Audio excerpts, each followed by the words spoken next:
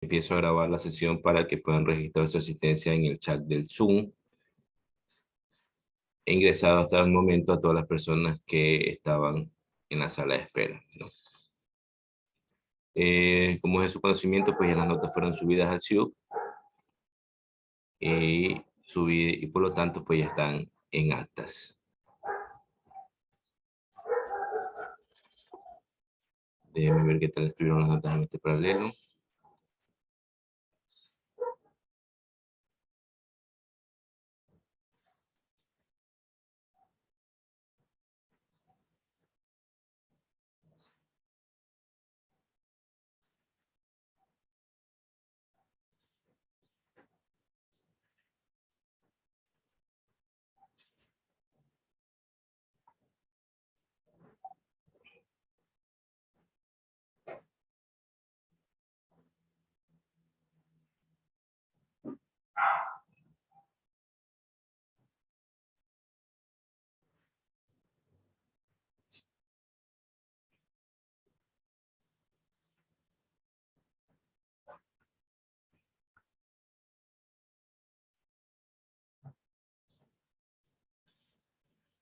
Bueno, en su mayoría, pues todos tienen una nota de 4 para arriba y unos pocos notas de 4 y 3, ¿no? Para las personas que están en esa situación, pues recuerde que eh, el semestre todavía no está perdido, puede usted recuperar una de las notas del parcial en recuperación, pues, ¿no? Lo que tienen que hacer en ese caso es concentrarse más, aplicarse más y hacer lo que tiene que hacer un estudiante, pues, ¿no? Estudiar. De mi parte he tratado de ser lo más explícito posible. Si usted se dio cuenta a lo largo del primer parcial, todo giró en base en aprender a leer, aprender a escuchar, a aprender a hablar. En eso se basó todo el primer parcial. Requisitos fundamentales, no solamente para aprobar este semestre, sino para que usted no le vaya mal en la vida o evite algunos inconvenientes en su vida, pues no, porque por leer mal, aquí tal vez le cuesta un cero, no puede leer bien alguna instrucción que le da el profesor o algo. En el campo, en la vida real, en su trabajo, pues le puede costar el puesto de trabajo, le puede costar dinero o incluso ya en estos tiempos le puede costar la vida, ¿sí? Solo por no haber leído bien, no haber escuchado bien, haber interpretado mal o no haberse sabido expresar de la forma correcta, ¿sí? Importantísimo, importantísimo para usted a lo largo de toda su vida, de aquí para adelante, que tenga muy claro esas 3 cosas y que adquiera la habilidad de hacerlo bien. Si no lo hace bien, créame que va a tener algunos inconvenientes, ¿sí? Y ahora es cuando ya viene la etapa de su vida en la que ya ustedes son responsables por lo que hacen o por lo que no hacen. Así que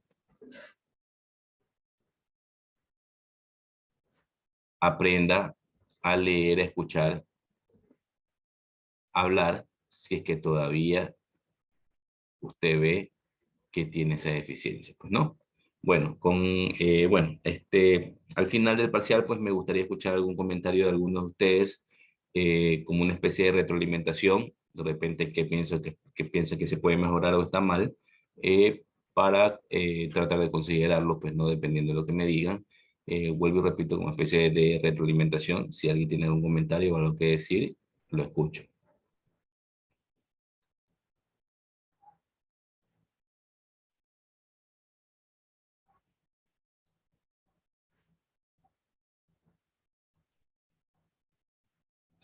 No hay nada que decir, nadie dice nada, no era el rol de mi orientación, entonces no me queda a mí más que pensar que lo que estoy haciendo está bien, ¿sí? Bueno, doy entonces por cerrado el primer parcial, empecemos con lo que es el segundo parcial.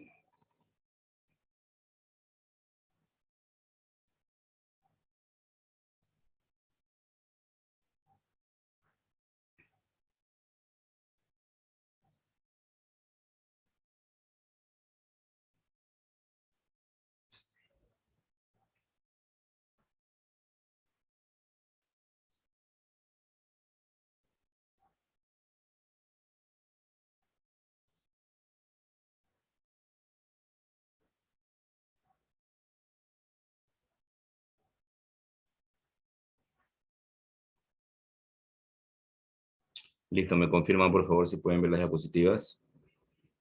Sí, profesor. Sí, profesor. Sí, profesor. Gracias. Empezamos con este segundo parcial con lo que son las obligaciones. Obligaciones. Veamos la definición etimológica de lo que significa la palabra obligación. Viene de las raíces latinas ob, que significa a, y ligare, que significa amarrar, atar o sujetar. En este caso, amarrar, atar o sujetar a algo, pues, ¿no? Alguna cosa con la que nos estamos comprometiendo. Ese algo, pues, ya depende de la cosa en la que nos estemos comprometiendo, pues, ¿no? De ahí vienen las conceptualizaciones de lo que es la palabra obligación. ¿Por qué? Porque posiblemente usted diga, obligación, una palabra sencilla, obligación, que tengo el compromiso de cumplir con algo y listo. Pero no, la palabra obligación, comercialmente hablando, eh, tiene muchas más cosas, las cuales las vamos a ver en esta clase. Pues no, después de esta clase, pues usted va a decir, chuzo, tantas cosas que hay detrás de esta palabra obligación. Primero, para Manuel Gamarra Pereda, es la relación jurídica que se crea entre dos o más personas en virtud de la cual uno de los sujetos tiene la facultad de exigir al otro una prestación determinada. ¿Sí?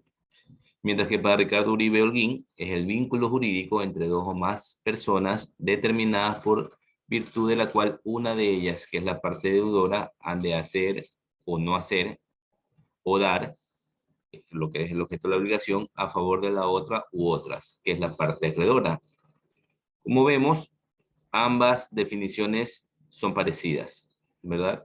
Mientras que Gamarra habla de la relación jurídica, Ricardo Uribe habla del vínculo jurídico. Pues estamos hablando de relación y vínculo, prácticamente son lo mismo, son sinónimos, eh, perdón, son sinónimos en ambas definiciones, pues no. Pero lo importante de ambas definiciones en ambas palabras no es la relación o el vínculo, es la palabra jurídica, ¿sí? Es la relación jurídica o es el vínculo jurídico, es decir, es la relación formal, legal, en ambos casos, ¿verdad?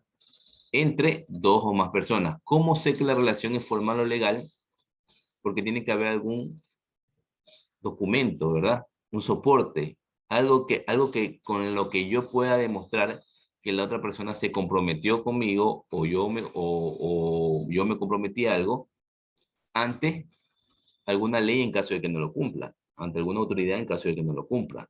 Ese es el, la diferencia entre lo formal y lo informal, que acá me dice que es el vínculo jurídico. Luego, ambos hablan de que tienen que haber dos o más personas, obviamente porque tiene que haber al menos un deudor y al menos un acreedor, para obligar, para que esa persona o esas personas se obliguen a algo.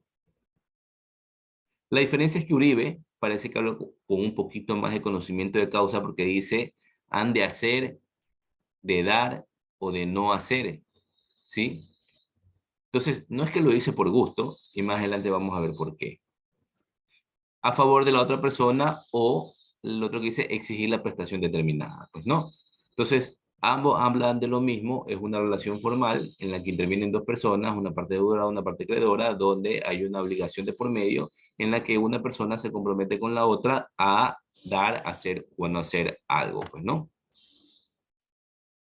Otros autores como Roberto Ruggiero dice que es la relación jurídica en virtud de la cual una persona que es deudor debe una determinada prestación a otra que es el acreedor que tiene la facultad de exigir constrimiendo a la primera a satisfacerla. Y aquí venimos con lo que es el profesor, pues no, lo que siempre aconsejaba el profesor, no conozco una palabra. ¿Qué es lo que tengo que hacer cuando no conozco una palabra? Pues conocer lo que significa. ¿Qué significa la palabra constriñendo? Alguien que me diga qué significa la palabra constriñendo, porque si no sé qué significa la palabra constriñendo, pues no puedo comprender lo que dice esa definición. Puedo yo tener una idea de lo que pueda significar, pero puede que esté equivocado y al tener yo otra idea le dé otra interpretación a lo que dice el párrafo. O en este caso, pues el concepto o la definición de la palabra obligación. López Muñoz. Dice obligar, precisar a uno que haga una cosa, constriñendo. Bueno, entonces quedémonos con obligar, pues, ¿no? Entonces sería que tiene la facultad de exigir y obligar a la primera a satisfacerlo, pues, ¿no? Entonces ahí nosotros ya podemos entender lo que dice el párrafo y podemos darle una interpretación correcta. Para Giorgio Giorgi dice la mejor definición que puede ofrecerse es denominar vínculo jurídico entre dos o más personas determinadas en virtud de la cual una o varias de ellas, el deudor o deudores, quedan sujetos respecto a otras, acreedor o acreedores, a hacer o a no hacer alguna cosa. Pues, ¿no? Vemos que ambas definiciones tienen un parecido a las dos definiciones anteriores, pues, ¿no? Ambas nuevamente hablan de relación y vínculo jurídico, ambas hablan de dos o más personas, y en esta ocasión Giorgio nos da una pista de que pueden ser deudor o deudores, o sea que el deudor puede ser uno o puede ser varios, y también habla de que es un acreedor o acreedores, es decir que el acreedor puede ser uno o puede ser varios, ¿sí? No es que siempre va a haber un deudor y siempre va a haber un acreedor. Puede haber un acreedor y varios deudores. Puede haber un deudor y varios acreedores, varios deudores y un acreedor, o pueden haber varios deudores y varios acreedores. Se puede dar cualquiera de esos casos, pues, ¿no? Y vemos que Giorgi también habla de las palabras hacer o no hacer algunas cosas, ¿no? Que, vuelvo y repito, vamos a ver de qué se trata este hacer o no hacer, pero que nos deja claro que ambos autores tienen conocimiento de lo que están hablando, pues, ¿no? Para Justiniano es el vínculo jurídico por el que somos constreñidos con la necesidad de pagar algunas cosas según las leyes de nuestra ciudad. Como nosotros ya sabemos lo que significa la palabra constreñido, pues ya entendemos lo que dice aquí, pues, ¿no? Es el vínculo jurídico por el cual somos obligados con la necesidad de pagar algunas cosas según las leyes de nuestra ciudad, ¿no? Aquí Giorgio habla de las leyes. Claro, pues no, las leyes son diferentes de un país a otro, ¿verdad? No suelen ser las mismas en todas las ciudades o incluso en todos los países, pues no, uno se debe ajustar a las leyes, mientras que en uno posiblemente el no cumplir una obligación simplemente trae una obligación civil, en otros países puede que el no cumplir con una obligación traiga una sanción penal, ya depende del país, pues, ¿no? Para Karl Arens es aquella relación jurídica por la que los dos o más personas se obligan a cumplir y adquieren el derecho a exigir determinada prestación. Como vemos, ambos conceptos son cortos y son más simples, pues, ¿no? El uno habla de la relación jurídica, el vínculo jurídico y la obligación, y que existen leyes en los países que son diferentes o en las ciudades, pues, ¿no? Mientras que el otro me indica que es una relación jurídica donde hay dos o más personas, donde se obligan a cumplir alguna cosa y listo. Son conceptualizaciones mucho más sencillas, pero que tienen los elementos necesarios para cumplir con lo que es una obligación, pues, ¿no? Entonces, con estos 6 conceptos de 6 autores diferentes, pues que creería yo que queda claro, o más que claro, qué es lo que significa la palabra obligación, pues, ¿no? Dentro de todas estas definiciones, pudimos observar que todas se caracterizaban porque tienen elementos, ¿verdad? Los elementos de la obligación serían el sujeto, que puede ser el deudor y el acreedor conocido como sujeto activo y el deudor conocido como sujeto pasivo. El segundo elemento es el objeto, que es lo que yo me comprometí en la obligación, pues, ¿no? A hacer, no hacer, a dar, independientemente, ¿verdad? Es a lo que yo me comprometí. Y el tercer elemento es el vínculo jurídico, que es la relación jurídica, que es la parte, vuelvo y repito, formal, para que se dé esto de una obligación. Una obligación, formalmente hablando, en el plano comercial, pues, ¿no?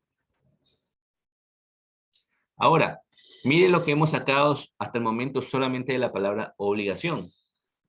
Si nosotros hablamos de la palabra clasificación, mire todo lo que hay detrás de la palabra obligación.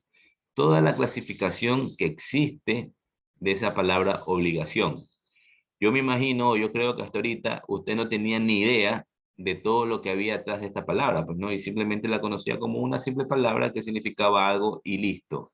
Pero mire todo lo que existe atrás de esa palabra, pues, ¿no? En la clasificación de las obligaciones nos damos cuenta que tenemos los 3 elementos que ya vimos: sujetos, objeto y vínculo jurídico. Porque dice, la segunda dice por el número de sujetos, la tercera por el objeto y la cuarta por el vínculo jurídico. Las 3 parecidas a los elementos de la obligación, pero a ellas se suma una más que es por su origen o por su fuente. A su vez, cada una de ellas se subclasifica en varias. La por su origen o por su fuente vemos que tiene 2 subclasificaciones, por el número de sujeto tiene 4, por el objeto tiene muchas, tiene algunas, ¿verdad? Y por el vínculo jurídico, pues, unas 10. Veamos cada una de ellas. Por su origen o por su fuente, estas pueden ser convencionales o legales. Convencionales, cuando yo llego a un acuerdo de palabra. Estoy llegando a un acuerdo con un familiar mío, un hermano, un tío, un pana, ¿verdad? En el que yo confío en esa persona, que no le exijo ningún documento de soporte para que cumpla con la obligación o para hacer que cumpla con su obligación en caso de que no quiera. O sea, ni siquiera se me pasa por la cabeza cuando hago este tipo de obligaciones convencionales el pedirle algún documento de soporte a la otra persona. Mientras que las legales es donde sí hay ese documento de soporte, ¿verdad? Puedo decirle que me dé un cheque firmado, puedo decirle que me entregue una letra de cambio, que me entregue un pagaré, o simplemente hacerle firmar un contrato en el que esté todas las especificadas todas las condiciones de la obligación que debe de cumplir. Ahí es una obligación legal, formal, ¿verdad? Pero eso no deja de sacar de que también existen las convencionales y que existen muchas. Y por eso es que existen bastantes inconvenientes a veces en negociaciones entre amigos, pues, ¿no? Ah, sí, que préstame $100 que a fin de mes te doy. Ah, ya, tú eres mi pana, chévere, ya, te presto los $100. Llega el fin de mes y no le paga, se desaparece, no le contesta la llamada. Y por último, es que de Tuco le dice que no le va a pagar, que no tiene para pagarlo. Y ahí es donde empiezan los problemas, porque usted le da coraje con usted mismo, porque no le pidió un cheque firmado, no le pidió una letra de cambio, no le pidió un pagaré, no tiene nada, ningún documento de soporte con el cual irlo a demandar y obligarlo a que le pague los $100. Ahí es donde vienen los inconvenientes, pues, ¿no? Mientras que con las legales, pues obviamente sí tiene ese documento de respaldo. Luego viene la clasificación por el número de sujetos, singulares o únicas y plurales y múltiples.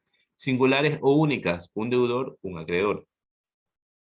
¿Sí? No es que habla de uno como persona, sino que habla de uno como un deudor y un acreedor, es decir, al menos 2. A eso se refiere con singulares. Y plurales o múltiples, pues obviamente se refiere a varias. Estas a su vez se clasifican en solidarias y en mancomunadas. En las solidarias, pues por lo general, el deudor presenta un garante solidario que va a respaldar la deuda de esa persona. Es decir, si esa persona no paga, pues el garante solidariamente se hace cargo de la deuda. Es decir, también es un deudor. Es decir, en este ejemplo, habría un acreedor y 2 deudores. Por eso es plurales o múltiples, en este caso solidarias porque el garante es solidario. Y la otra son mancomunadas en donde hay varios deudores o varios acreedores. Luego viene la clasificación por el objeto. Por el objeto tenemos una subclasificación por la forma como deben ejecutarse, por el número de prestaciones, por el tiempo en que se ejecutan, por la naturaleza de la prestación y por su existencia. 5 subclasificaciones de la clasificación de las obligaciones por el objeto. Veamos cada una de ellas. Por la forma en que deben ejecutarse, me dice que se subclasifican en positivas y negativas. Las positivas se clasifican en obligaciones de dar, de hacer, y las negativas se clasifican en obligaciones de no hacer. Y aquí es donde nos damos cuenta que 2 de los autores que vimos la conceptualización de la palabra obligación hablaban con conocimiento de causa porque decían de dar, de hacer o de no hacer. Y el otro decía de hacer o de no hacer. Entonces, ellos no se estaban inventando esas palabras para que quede bonita la definición de la palabra obligación. Ellos estaban hablando con el conocimiento de causa de lo que hay detrás de esa palabra, ¿verdad? Las obligaciones positivas de dar se clasifican en de dar un bien cierto y de dar un bien incierto. Esto se relaciona más con las palabras genéricas y específicas. De dar un bien cierto es cuando yo soy específico en acordar lo que quiero recibir o lo que tengo que dar. Y en un bien incierto o genérica, pues cuando no se es tan específico. Ejemplo, eh, quedamos en que me encuentro obligado, o la otra persona está obligada conmigo, como sea el caso, a entregar un caballo, a dar un caballo. Dentro de un mes me tienen que dar un caballo, pues, ¿no? Entonces viene dentro de un mes y viene la otra persona y me trae un caballo de juguete. ¿Está cumpliendo o no está cumpliendo con la obligación?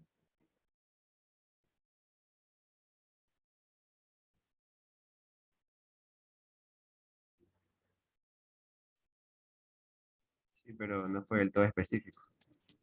¿Pero está cumpliendo o no está cumpliendo? ¿Sí o no? Sí, estoy cumpliendo. Sí, está cumpliendo. Sí está cumpliendo, ¿no? Error suyo de repente, al no ser específico y decir que lo que quería es un caballo vivo de una raza, qué sé yo, XYZ, color blanco por último.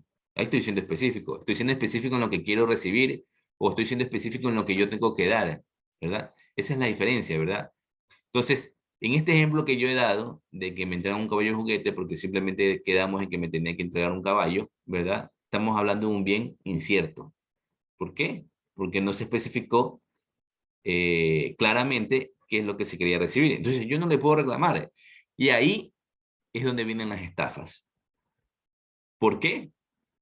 Por no hablar bien, ¿verdad? Por no ser claro al momento de especificar lo que quiero recibir.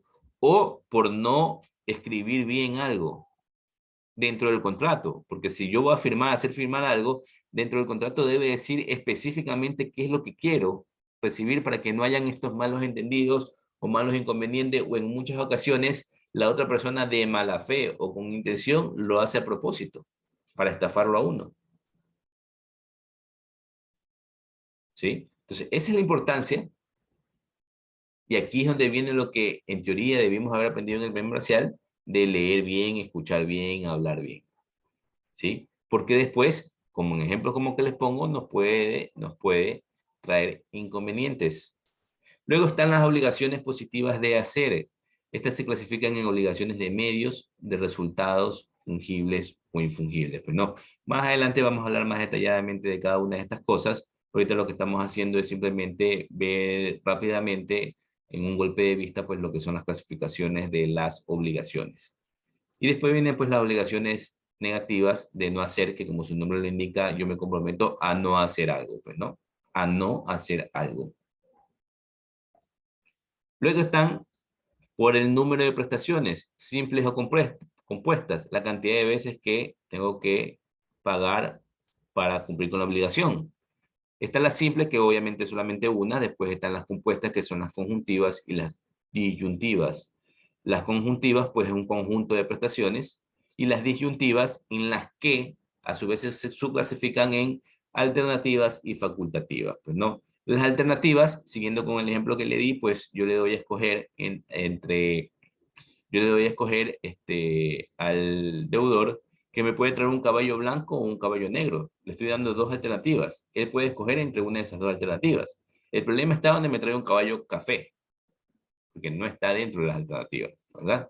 En cambio, en las facultativas, es que yo le digo que él me puede traer un caballo del color que él desee.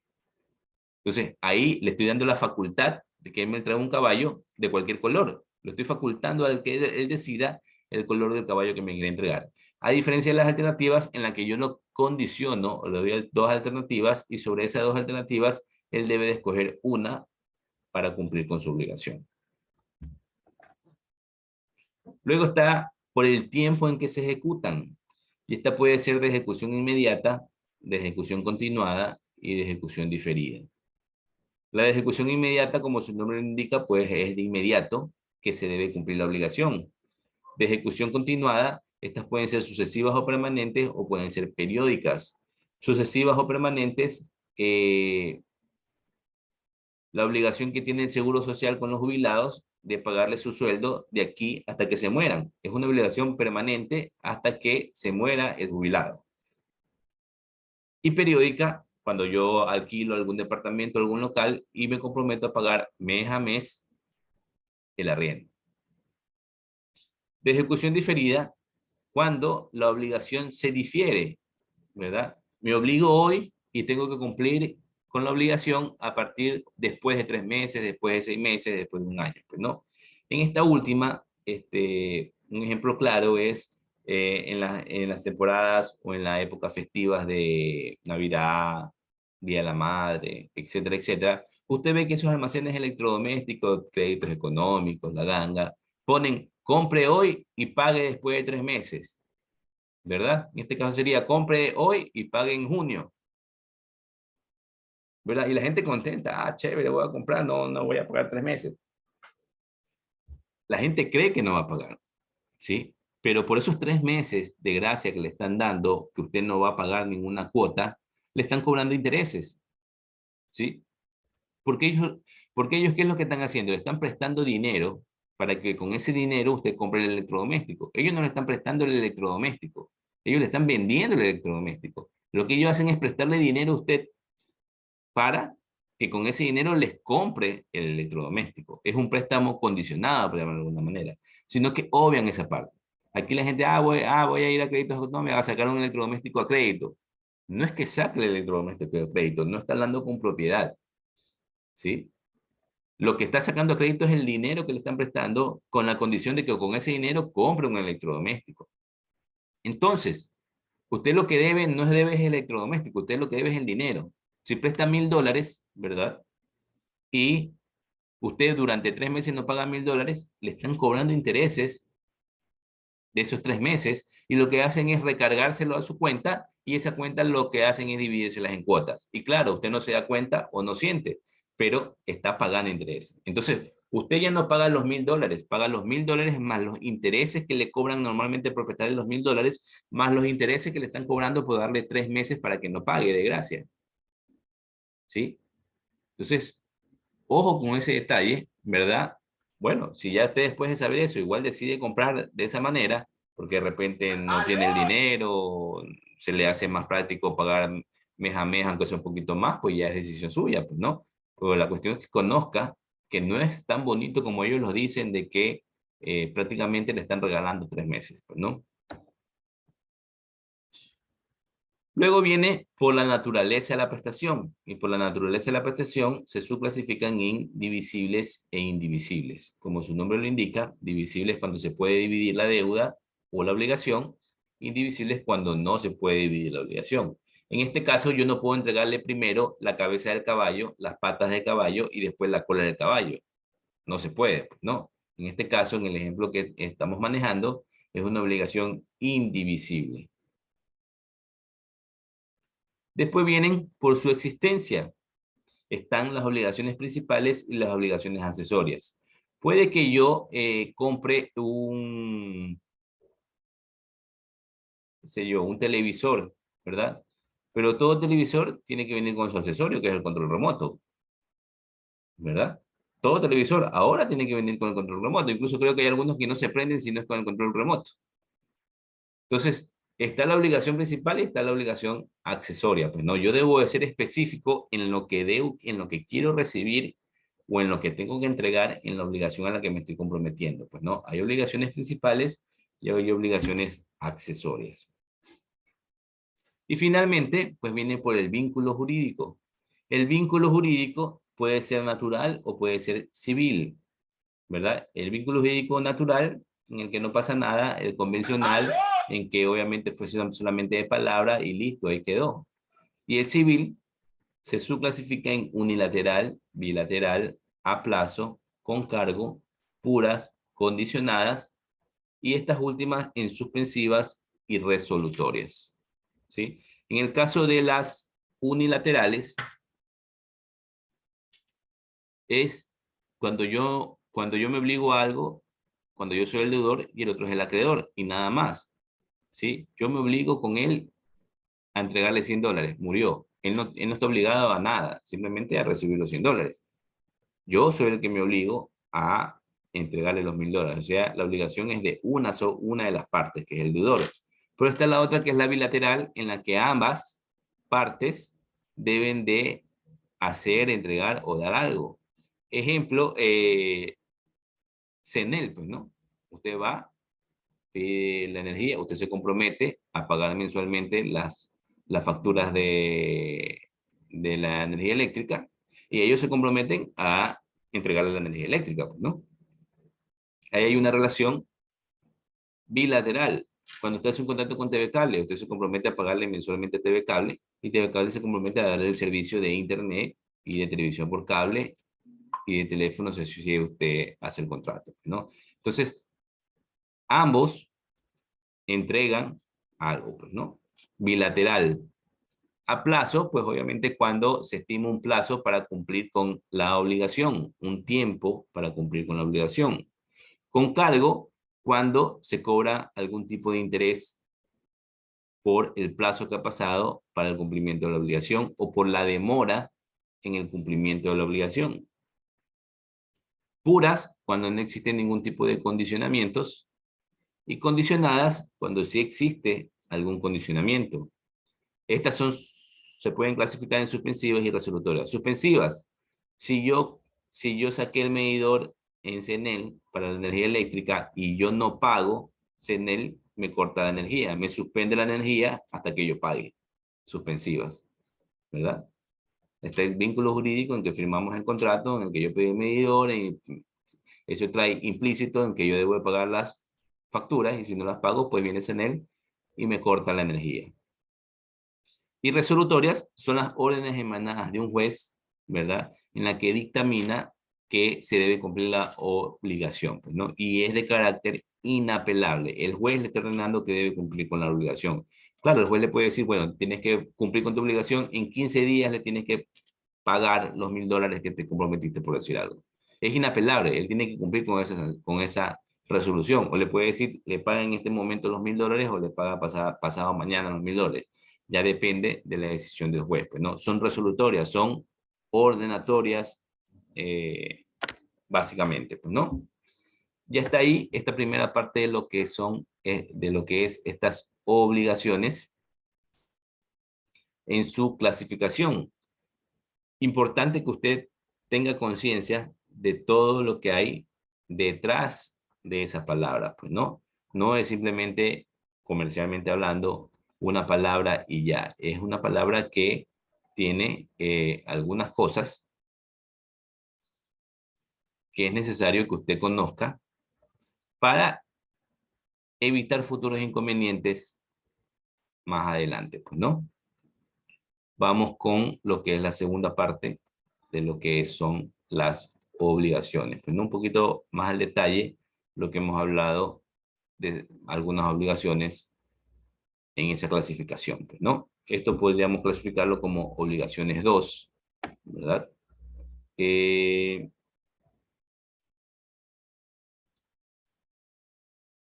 Vimos en la presentación anterior que estaba la clasificación de las obligaciones positivas y negativas. Dentro de las positivas estaban las obligaciones de dar, de hacer y de no hacer, ¿verdad? Las negativas obviamente son las de no hacer. Entonces hablemos un poquito de lo que son las obligaciones de dar. El concepto me indica que es el comportamiento dirigido a la entrega de una cosa.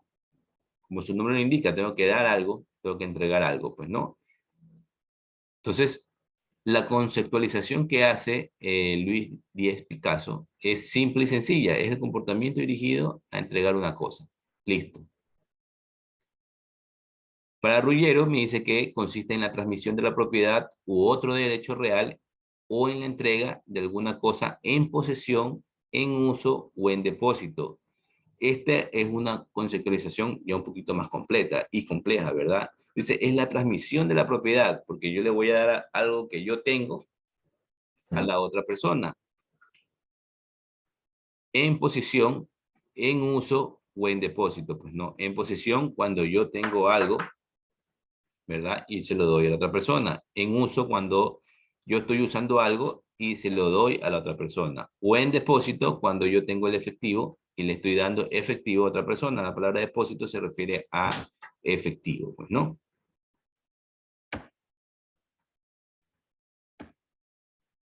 Clases de las obligaciones de dar. Como habíamos hablado anteriormente, pues se clasifican en obligaciones de dar un bien cierto y en las de dar un bien incierto refiriéndose a las del bien cierto como específicas y a las de un bien incierto como genéricas. Pues no, esto ya, incluso di un ejemplo, el del caballo, ¿verdad? Cuando hablamos de este tema, pues no. Deber es el deudor obligado a dar un bien cierto. Me dice, primero, entregar el bien y no otro. Claro, pues no, si me estoy comprometiendo a dar, pues debo de entregar el bien, lo que me comprometí a dar, no otra cosa, ¿verdad? Por eso es que son obligaciones de dar un bien cierto, es decir, los que son específicos, los que están plenamente detallados y no hay lugar a la duda o malas interpretaciones. Luego dice, en el lugar, modo y tiempo oportuno, que obviamente también debe estar especificado dentro de el acuerdo o el contrato que se hizo. 2, conservar el bien hasta su entrega. Esto en el caso de las situaciones en las que, por ejemplo, le piden una prenda, pues no. Ah, bueno, ya te presto dinero, pero déjame algo en prenda, ¿verdad? Normalmente los churqueros a veces trabajan de esta manera. Antes, ahora ya más es simplemente que si no les pagan, pues lo mandan a matar a estos churqueros, ¿no? Eh, Conservar bien hasta su entrega, pues cuando usted le entregaba algo, queda en prenda a la otra persona, ¿verdad? Y la otra persona, pues se la devolvía cuando usted haya cumplido con la obligación. Obviamente es el deber de esta persona, pues, mantener ese o conservar ese bien hasta que se le entregue, pues, ¿no? Tanto ya sea por medio del acreedor o del deudor. Entregar el bien con todos sus accesorios, ¿verdad? Si quiero emprender un televisor con el control remoto, pues tengo que entregar el televisor con el control remoto, no puedo entregar solamente el televisor. O si no, pues me tengo que hacer cargo o responsable, en este caso pagar o comprar un control remoto para poder entregar. Entregar, perdón, informar sobre el estado en que se encuentra el bien. Pues no, hay situaciones en las que por el tipo de prenda que se está dejando, por llamarlo de alguna manera, pues se debe informar sobre el estado en el que se encuentra el bien de forma periódica. Pues no, supongamos que yo dejé mi caballo de prenda, ¿verdad? A mí me interesa saber si mi caballo está bien cuidado, si no está enfermo, entonces me deben de dar un informe de qué es lo que sucede, pues no, porque si pasa algo y no me informan, pues el responsable es la persona que tiene ese bien y seguramente pues será sancionado o le cobrarán los gastos en que se incurra. Luego vienen las obligaciones de hacer. Me dice que estas están constituidas en actos del deudor consistentes en hacer una obra, prestar un servicio. Ejemplo, hacer un juego de confortables, pues no, que es hacer un juego de muebles, ¿verdad? Se están comprometiendo a hacer un juego de muebles, ¿verdad? A hacer, va a hacer. Por lo general dice que estas obligaciones de hacer se relacionan con las de prestar un servicio. Para Ferrero Costa, las obligaciones de hacer consisten en actos positivos mediante las cuales se realizan servicios. Pues no, cuando yo hago algo, le estoy haciendo un servicio a alguien. Independientemente de lo que haga, le estoy sirviendo a alguien. Pues no, por eso es que están fuertemente relacionadas a los servicios. La clasificación de las obligaciones de hacer puede ser de medios, de resultados, fungibles o infungibles. Pues no. La obligación de hacer de medios es cuando yo tengo la necesidad de algo. Ejemplo, tengo que asistir a un juzgado, ¿verdad? Me están siguiendo un juicio. Y para yo asistir al juzgado, tengo que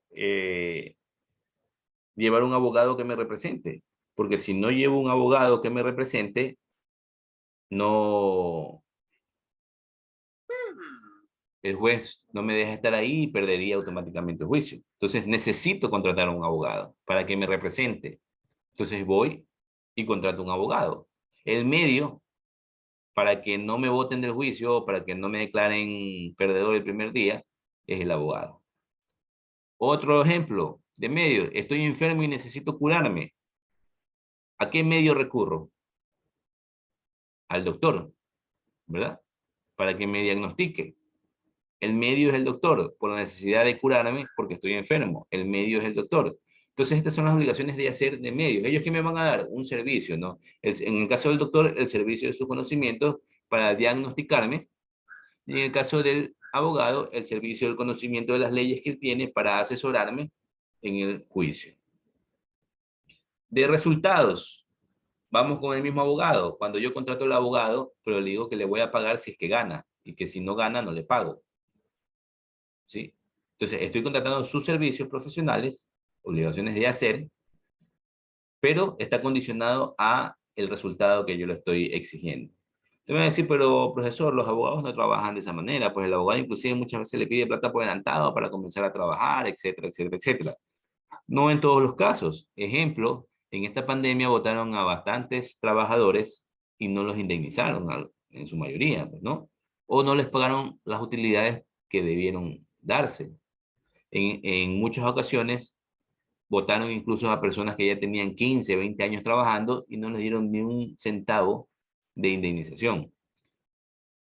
Muchas ocasiones, estas personas que han sido votadas de la empresa se reúnen y hacen una demanda hacia la empresa porque obviamente no le pagaron sus utilidades. Contratan al abogado y dicen, abogado, bueno, nosotros lo contratamos, no tenemos plata ahorita, nos han votado en nuestro trabajo, pero si usted gana, nosotros le vamos a pagar el 5, 10, 20% de lo que usted consiga. Si estamos hablando de personas que por 20 años no le pagaron utilidades, ¿verdad? Y supongamos que es una empresa media grande, ¿sí? De media a grande, ahí hay plata, pues, ¿no? Utilidades, supongamos que sean 50, 100 personas, estamos hablando de más o menos $100,000, $200,000 en algunos casos, ¿verdad? Entonces, para el abogado es atractivo, pues, ¿no? Si el abogado gana y cobra el 10%, son $10,000, pues si gana $10,000, ¿ya para qué? De 100 millones, perdón, 10 millones, ¿ya para qué va a trabajar el resto de su vida en el supuesto de, pues, ¿no? Entonces, los abogados aceptan este tipo de negociaciones, principalmente cuando son demandas laborales. ¿Por qué? Porque las demandas laborales, por lo general, siempre las gana el empleado. Por lo general, la demanda laboral siempre la gana el empleado, ¿sí?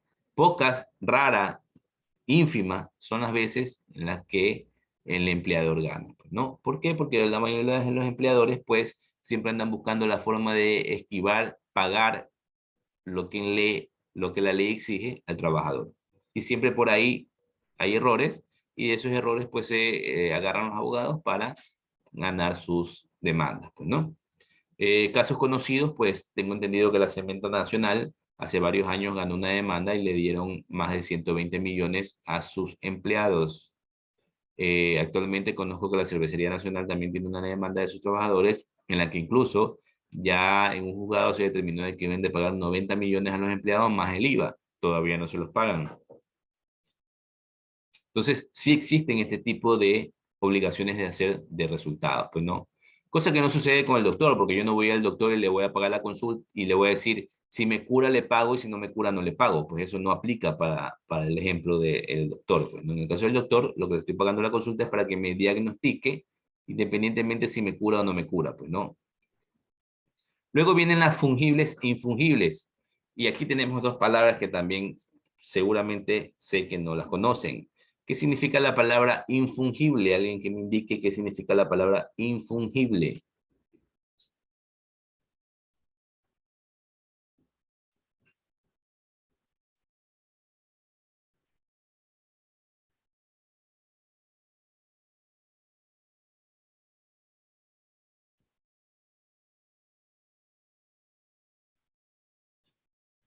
López. Dicen que son los bienes, sí, son los bienes que no tienen por qué darse en el resto de los bienes de la categoría, atendiendo a características propias de los mismos. Repítame, por favor.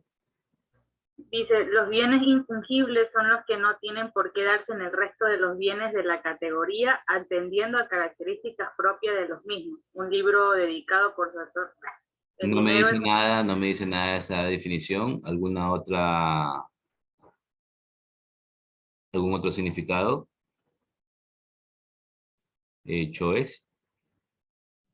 Un bien infungible son aquellos que nunca tendrán un reemplazo en el mundo jurídico, es decir, que son únicos. Infungible, que son únicos. O fungible, ¿qué fue lo que encontró? ¿Fungible o infungible? Infungibles. Infungibles, que son únicos, entonces, pues, ¿no? Entonces, esa conceptualización se adapta al contexto de lo que estamos hablando. Pues no, la primera no se adapta al contexto que estamos hablando. Hay otra muestra más de que una palabra puede tener varios significados, pues, ¿no? Entonces, infungible es que es único, que no se pueden reemplazar, ¿sí? Fungible, que sí se puede reemplazar, que sí se puede sustituir, ¿verá?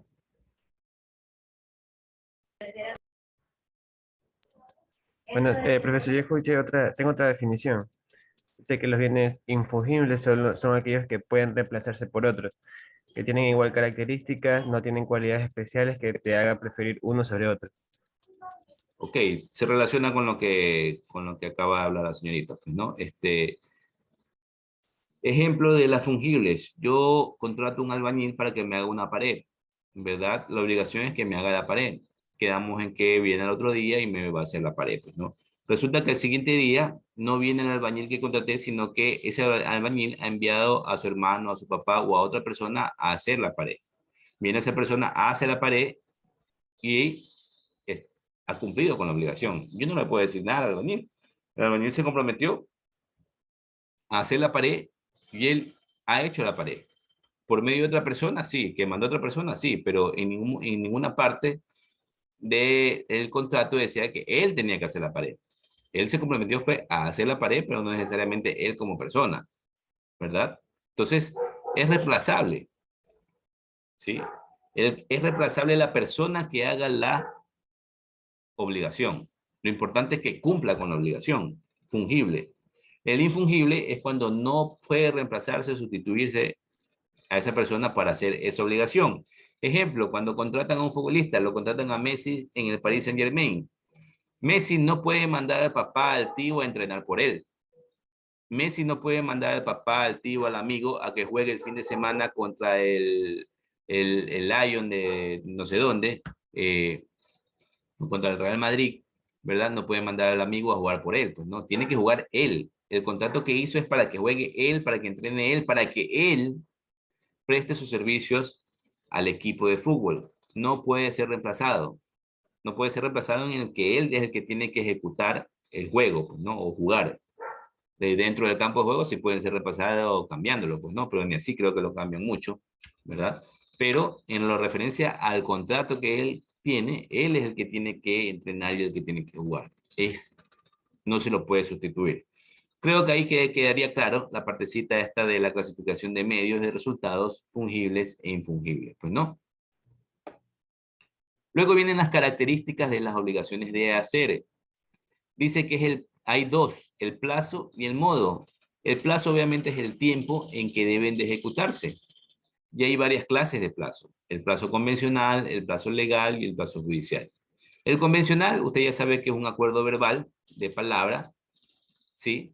Que actualmente la palabra no vale nada, es una cosa, pues no. En el tiempo de sus abuelos, en el tiempo de mis abuelos, pues la palabra inclusive valía más que un papel firmado. La palabra valía más que un papel firmado. Hoy en día, la palabra no vale nada.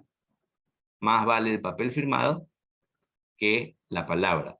Mire cómo los tiempos han cambiado. Pues no, antes el honor de la palabra era sagrada. Ahora ya no vale prácticamente nada. Pues no, el que usted diga, prometa, haga, no lo compromete a nada realmente, pues no. Luego viene la parte, el plazo legal, que es el que está obviamente especificado y con un soporte documental de que en ese plazo se debe cumplir con esa obligación. Y el judicial, pues obviamente cuando un juez determina, usted hace la demanda y un juez determina que el plazo en el que se debe cumplir con esa obligación. Luego viene el modo, que es la forma en que debe cumplirse y que también debe estar especificado dentro del contrato o el acuerdo que usted realizó, pues, ¿no? Entonces, ahí tenemos las características, las obligaciones, el plazo y el modo. Y finalmente tenemos las obligaciones de no hacer, ¿sí? Son aquellas en las cuales el deudor se obliga a dejar de hacer, a abstenerse a algo para beneficio del acreedor. Para Díaz Picasso, es el comportamiento empeñado por el deudor, es puramente negativo, una omisión o una abstención. Las obligaciones a hacer pueden ser de dos clases, no faciendo o impatiendo, haciendo o no haciendo, pues, ¿no? Entonces, queda claro que las obligaciones de no hacer es cuando yo me comprometo a no hacer algo, pues, ¿no? La clasificación de las obligaciones de no hacer puede ser convencionales o legales. Ya sabemos lo que es convencional, simplemente un acuerdo verbal, y las legales cuando hay un soporte documentario que respalde el cumplimiento de esa obligación. Ahora, les pregunto yo, ¿cuál puede ser un ejemplo de una obligación de no hacer? ¿Qué se le ocurre?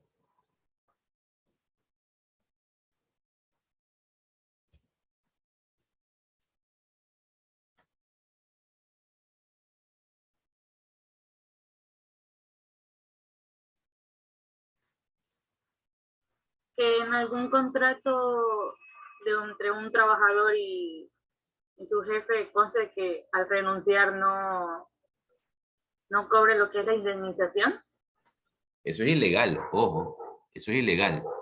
Sí, usted ese documento no lo va a poder legalizar. Legalizar me refiero a que debe cumplir, se notariza, se hace la validación de las firmas, etcétera, pues no. Pero eso es ilegal, ningún notario se lo va a hacer, porque la ley indica que los derechos del trabajador son irrenunciables. ¿Sí? El trabajador no puede renunciar a su indemnización, porque es un derecho adquirido, pues no. Que muchas empresas utilizan esa maña o esa estrategia, mala estrategia, para asustar al empleado, para estafarlo, para tenerlo amenazado, para tenerlo asustado, básicamente, pues, ¿no? De que no le van a pagar nada cuando lo voten, etcétera, etcétera.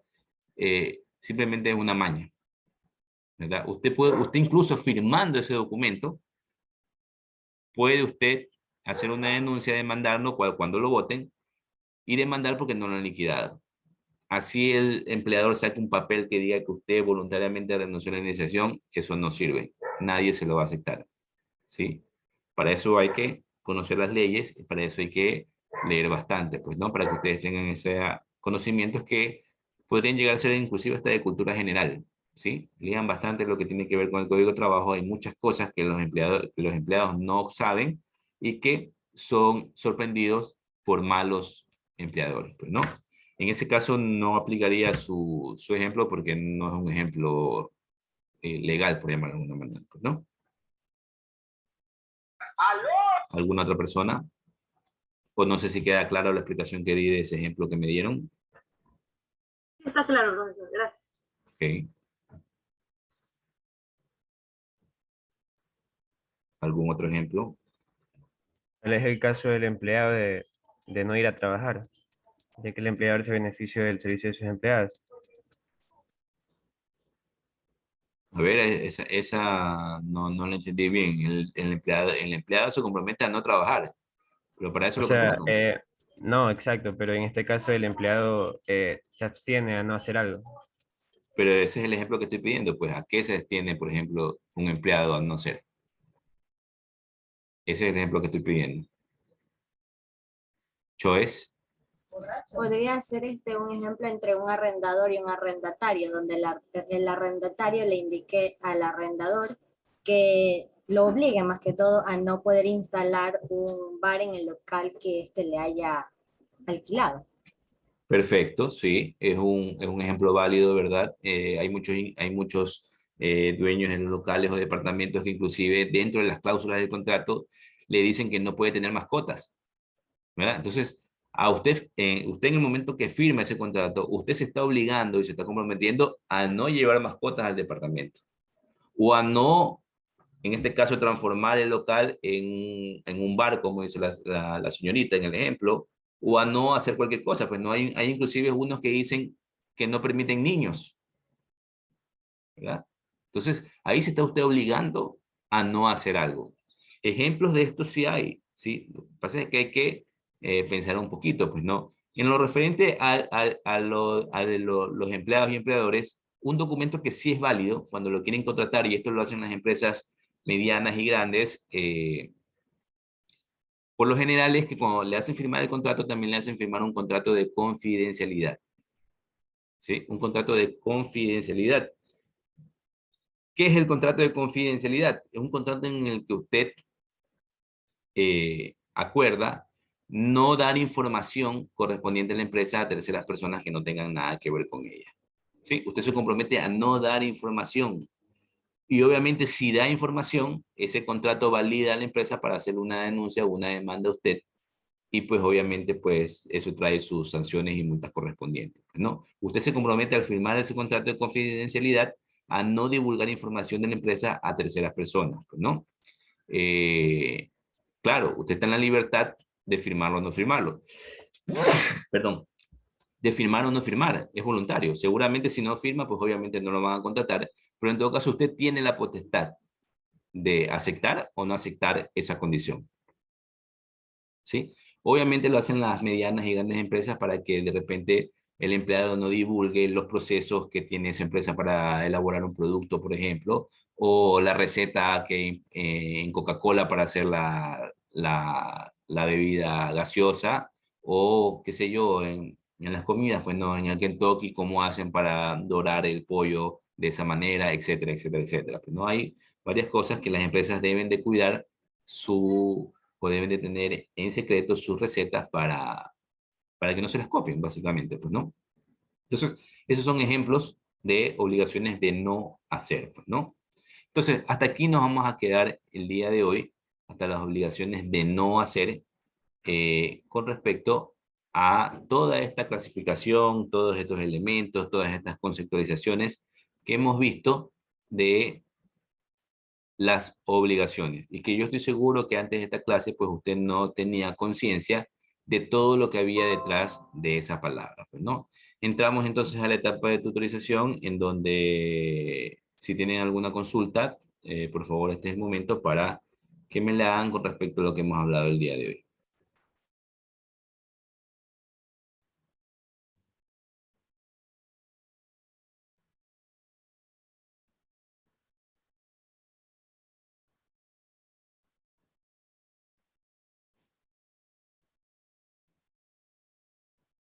¿No hay consultas?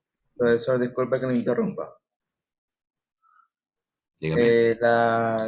Por el conjunto de prestaciones, las disyuntivas, ¿qué son principalmente? Las disyuntivas le decía que habían dos clases, pues no, las alternativas y las facultativas, me parece, ¿verdad? ¿A eso se refiere? ¿O a los ejemplos de cada una de la alternativa o facultativa? Sí, en eso, de la alternativa y la facultativa. Bueno, la alternativa, como le dije, pues es cuando le dan al deudor la alternativa de que escoja una de las alternativas que se están dando. Pues no, en el ejemplo que yo le ponía, pues yo le decía que me pueden traer un caballo blanco o un caballo negro. Le estoy dando dos alternativas, que el deudor escoja entre el caballo blanco o entre el caballo negro. Mientras que las facultativas, yo le estoy diciendo que escoja entre, perdón, que no escoja, sino que él decida el color del caballo que me quiere entregar. Entonces le estoy dando la facultad al deudor de que él me traiga el caballo del color que él quiera. Mientras que en las alternativas, yo le estoy diciendo los colores del caballo que él puede traerme para cumplir con esa obligación, que en este caso son blanco o negro. Si me trae un caballo café, pues no lo recibo y no está cumpliendo con la obligación, a pesar de que me está trayendo un caballo, pero no está cumpliendo con las especificaciones que se les pidieron. Pues no, no sé si ahí le queda claro. Sí, profesor, sí, maestro, gracias. ¿Alguien más?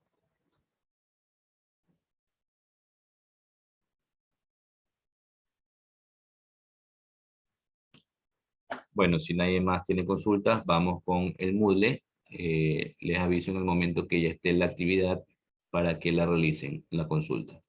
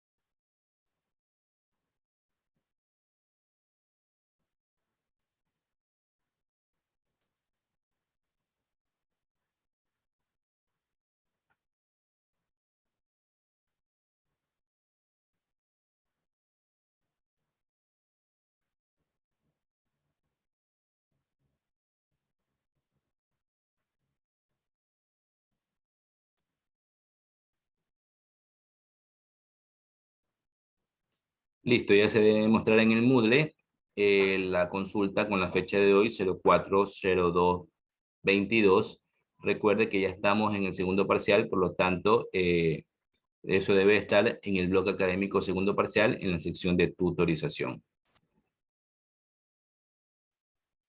¿Me confirman si lo pueden abrir? Sí, sí, profesor. Ok.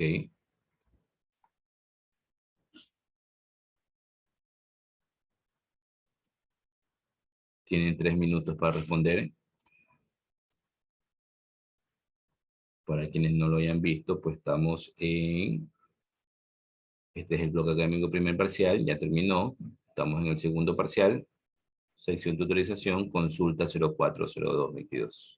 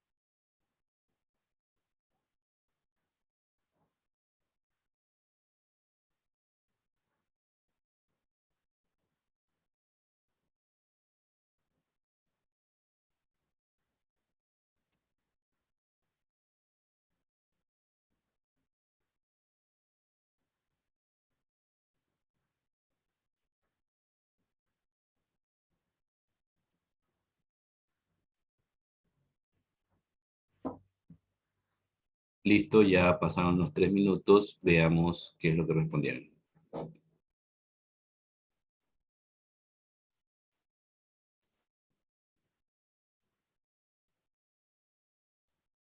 Hay 37 respuestas.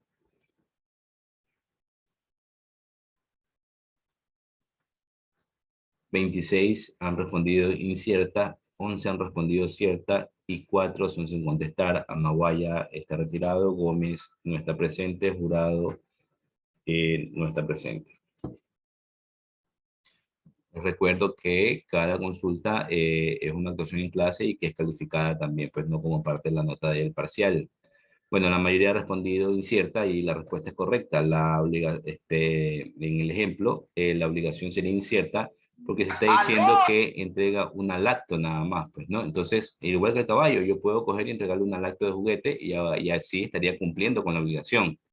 Ahora, que si yo le digo una lacto HP de 14 pulgadas, con una memoria RAM de 8 y un disco duro de 1 tera, ahí ya estoy siendo específico y ahí no hay lugar a la duda, pues, ¿no? No va a haber una lacto de juguete que tenga esas características. Tiene que ser ya una lacto de verdad, por llamarlo de alguna manera, pues, ¿no? Entonces, así es la forma, vuelvo y repito, en la que se evita el que a usted lo estafen o que lo quieran estafar, lo quieran engañar, si es que usted no es específico en lo que desea recibir o en lo que se compromete a dar. Pues no, este tipo de situaciones, de acostumbrarnos a ser específicos, nos va a salvar de tener algunos inconvenientes a lo largo de la vida. Es lo que aplico yo como docente con ustedes, por ejemplo, ¿no? Les digo una tarea de forma verbal y se las pongo por escrito. Les digo si tienen alguna pregunta o alguna consulta, algunos me hacen preguntas, otros no me hacen preguntas, listo.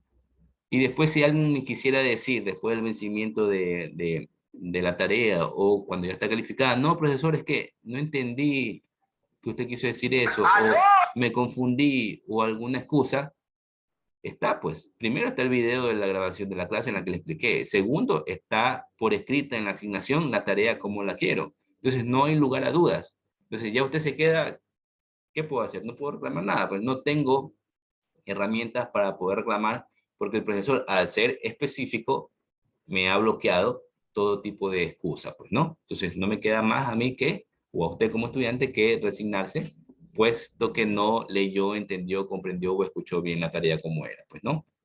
Así, tipo de situaciones le van a pasar a lo largo de su vida, no solamente en el ámbito académico, sino también en el ámbito personal y profesional. ¿Alguna consulta al final antes de despedirme?